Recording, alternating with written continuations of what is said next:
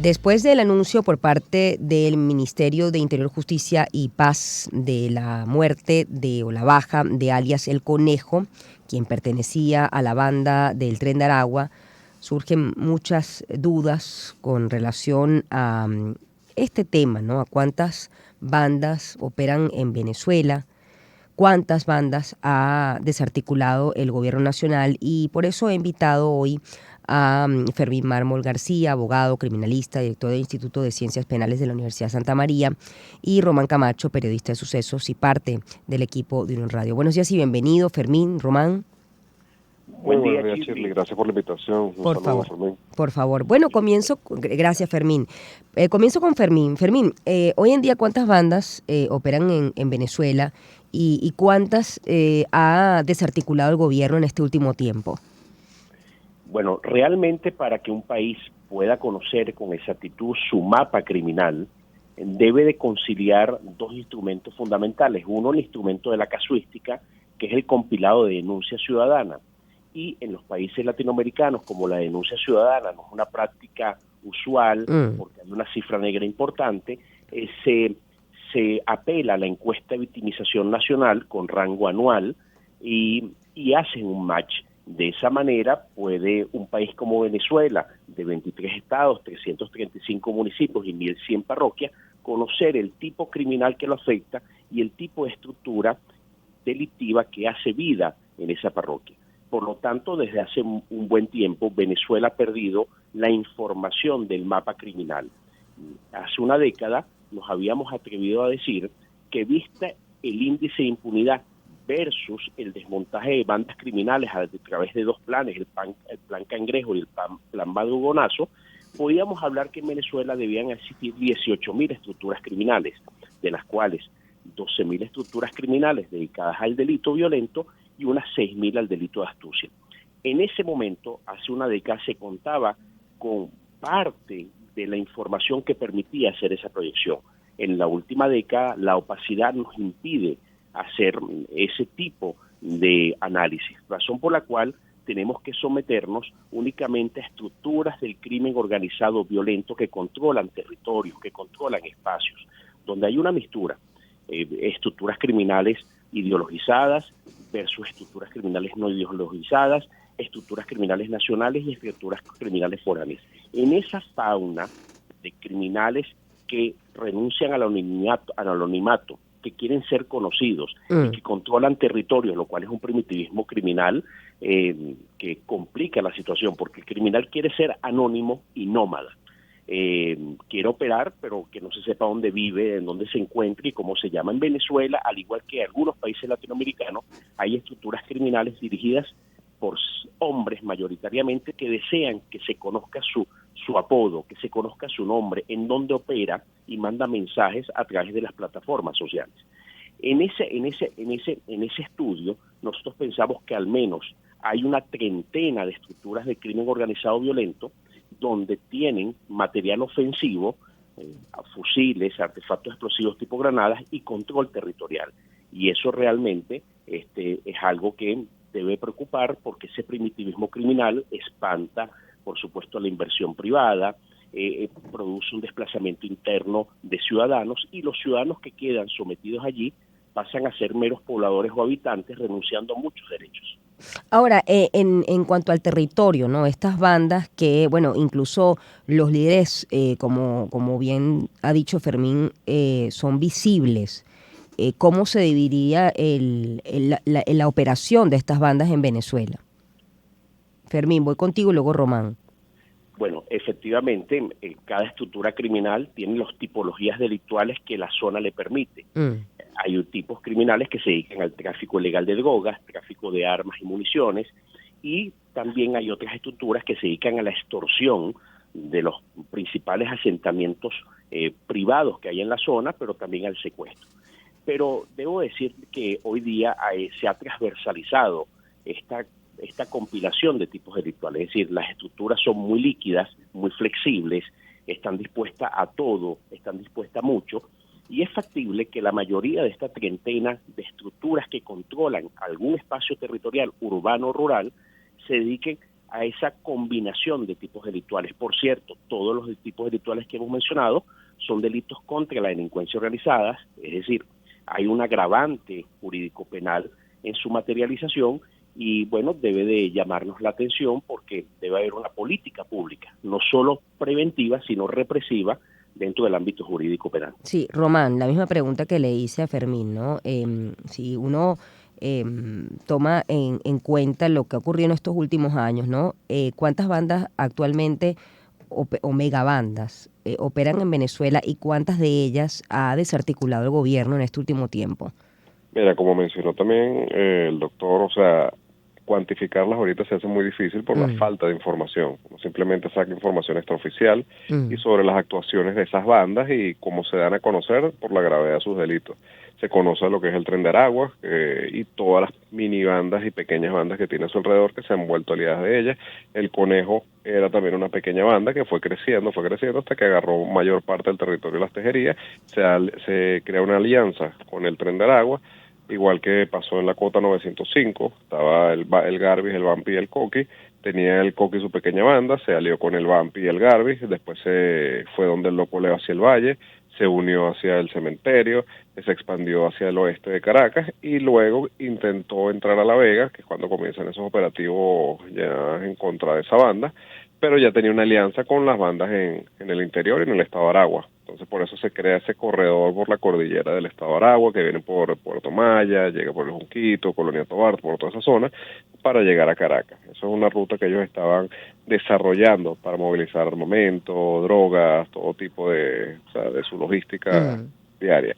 Cuantificarlas actualmente es muy difícil. Se habla que hay más de 10.000 bandas, pero eso es contando las pequeñas bandas. De megabandas se conoce en el estado de Aragua, se conoce en Caracas el desplazamiento de la banda de la Cota 905, ahorita estaba más hacia el estado de Aragua, otra parte se fue hacia el estado Bolívar, otras están en el estado Zulia. O sea, actualmente no se tiene esa información oficial por parte de los organismos y todo se maneja de forma extraoficial. Ahora, ¿cuántas de estas bandas se han logrado desarticular? Oye, de las que se han dado a conocer, por ejemplo, la banda de la Cota 905 fue desarticulada. En los Valles del Tuy se han desarticulado, cientos de bandas, pero siguen apareciendo porque no es que se acaba con la banda completa, acabas con el cabecilla, pero tienes a los miembros de esa banda siendo desplazados o movilizándose hacia a otros sectores y creando alianzas con otras bandas, formando otras pequeñas bandas. Entonces, acabas con un cabecilla y quedan todos sus subordinados como a la deriva buscando a quién aliarse o qué hacer y terminan creando otras bandas. O sea, de verdad saber exactamente cuántas es muy, muy difícil. Ahora, Fermín, con respecto al menos la sensación de seguridad que puede percibir el caraqueño, ¿no? Yo hablo de este ecosistema que es de donde estamos transmitiendo en este momento. ¿Siente que ha habido una reducción con respecto a los delitos? Por ejemplo, del secuestro. Hubo un tiempo cuando tú justo referías estas cifras, hace una década, donde, bueno, definitivamente mucha gente, no quería salir, no podía salir. Y hoy en día la gente al menos percibe que hay más seguridad. Esto entiendo que no hay data, pero ¿ha habido un cambio con respecto a la política del Estado en lo que es la persecución de estas bandas criminales? Esa es una extraordinaria pregunta y me permito también apelar a las afirmaciones de Román. Evidentemente el venezolano, el ciudadano, tanto en zona urbana como rural, siente que ha habido tipos delictuales que antes lo afectaban que hoy no lo afectan. Uno de ellos es el secuestro breve, el denominado secuestro express. Eso es un ejemplo. Número dos, evidentemente que la extorsión ha perdido espacio también, pero también el robo agravado, el que conocemos coloquialmente como asalto o atraco. Recordemos la época de los teléfonos móviles celulares, lo que se vivía en las grandes arterias viales. Razón por la cual, evidentemente que sí ha habido un retroceso, una disminución del delito violento en buena parte de Venezuela. Entonces, yo creo que, visto el estudio que se hacen desde las universidades, en los institutos, ha sido por una mano represiva, una mano de los órganos de seguridad ciudadana contra las estructuras del crimen. Lo que nos preocupa es que evidentemente sabemos que estamos siendo como los jardineros del jardín o del árbol del crimen, es decir, las raíces que generan la fábrica de delincuentes, que es la paternidad irresponsable, la deserción escolar, que es, por supuesto, la falta de oportunidades o la impunidad, que es un combustible extraordinario, como decía Eduardo Galeano, la impunidad le hace propaganda al crimen y publicidad al delincuente, siguen allí. Es decir, si vemos el país lleno de escuelas, de liceos, de institutos técnicos, de bibliotecas, de plazas públicas y de canchas deportivas, pudiéramos decir evidentemente que es un país que está invirtiendo mucho en prevención social, pero como no vemos ese rostro de la prevención social, debemos de inferir que solo estamos trabajando un eje de la seguridad pública, que es el eje represivo, necesario, fundamental. Hay que rescatar la territorialidad, hay que desmantelar bandas criminales, hay que darle seguridad y confianza a la ciudadanía, hay que proteger a sus propiedades. Eso es fundamental, pero no podemos olvidar el rostro preventivo por aquella frase de que no lluevan más balas sino instrumentos musicales, balones deportivos y por supuesto libros. Y esa parte social, por los problemas entre otros económicos y por no tener una política pública que convoque a las fuerzas vivas del país, debemos decir que puede venir un reciclaje criminal. Román, te hago la misma pregunta. ¿Sientes, tú que estás en contacto directo con la fuente, ¿no?, de sucesos, que es una percepción real de los ciudadanos que hay más seguridad, al menos en Caracas, que ha bajado el nivel de inseguridad dentro de la ciudad? Sí, totalmente. En Caracas, como mencionó Fermín, aquí lo que pasa con las bandas criminales es que las bandas en las zonas o sectores donde operan se vuelven como un paraestado. O sea, simplemente llegan y empiezan a dotar a los ciudadanos y a los habitantes de lo que un estado no le está dando. O sea, servicios, eventos culturales, lo que sea, y bueno, se ganan la confianza y van creciendo. En la Cota 905 en Caracas, el peor año, yo creo que para la criminalidad en Venezuela fue entre el 2015 y 2016. Los números eran súper rojos, el secuestro estaba, por el cielo. Entonces, una vez que desplazan y acaban con la banda en la Cota 905, ya no hay ese sitio como esa central delictiva donde los delincuentes llegaban de los Valles del Tuy, de Guarenas Guatire, de otras localidades, venían a Caracas, secuestraban a una víctima y se la llevaban a la Cota 905 para para pagarle una vacuna a esa banda, con tal de tener a la persona en cautiverio ahí. Al acabar con esa zona donde los policías no podían entrar, ya se acaba la criminalidad de secuestros y la extorsión que había en torno al oeste en Caracas. Los robos, como dijo el doctor, los robos a mano armada también han disminuido. Aquí lo que se ha visto es un incremento de hurtos, o sea, de hurto de vehículos y hurtos en casas, cosas así, pero no hay esa criminalidad como se veía antes. Sí hay una sensación, sí hay una disminución del crimen, pero también hay otro factor que es el desplazamiento de las bandas y esa migración de las bandas. Sí. Muchos delincuentes han migrado, se han expandido a otros países. La situación en Venezuela tampoco es que es muy fácil para los delincuentes seguir con sus actividades, ya que está la policía actuando. También la economía, las personas no movilizan mucho efectivo, no están movilizando grandes cantidades para que sea atractivo a los delincuentes cometer los delitos, y por eso han migrado y se han dedicado a otras actividades más allá del robo y el secuestro. ¿A qué lugares? Porque ya estamos hablando de Caracas, ¿no? La pregunta es que a ver ese desplazamiento de las bandas dentro del territorio nacional, ¿hay específicamente estados en donde son más vulnerables a este tipo de delitos hoy en día? Sí, bueno, Caracas ahorita estamos en una burbuja donde ha disminuido mucho la criminalidad, pero si empezamos a ver lo que es el estado Sucre, el estado Bolívar, el estado Zulia, el estado Aragua, sigue manteniendo cifras rojas. Las bandas siguen tomando terreno. En el estado Miranda, a pesar de haber mejorado la seguridad, lo que es la Troncal 9, en la zona de Barlovento, todavía tenemos la parte de los Valles del Tuy, que son bandas que siguen adentrándose en la zona boscosa y siguen desplazando y siguen creciendo y creando alianzas en ese sector. Sí, quiero atajar, Fermín, algo que dijiste que me resultó interesante. Bueno, uno podría pensar que quien se maneja dentro del camino del delito, pues siempre quiere estar anónimo. Pero fíjate que hay una cantidad de líderes de bandas que utilizan incluso las redes sociales para comunicarse con otras bandas y con la ciudadanía, e incluso mandar mensajes también a las autoridades.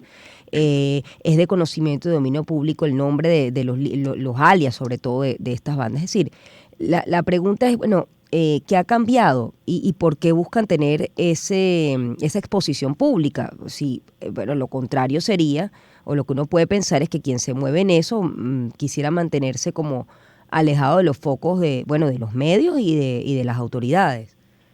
Bueno, Fermín. Uh-huh. Sí, hay varias razones, Shirley. Primero, comprender que el delincuente latinoamericano mayoritariamente es de sexo masculino y menor a 30 años de edad. Por lo tanto, contemporáneamente tiene mucho más acceso al tema tecnológico.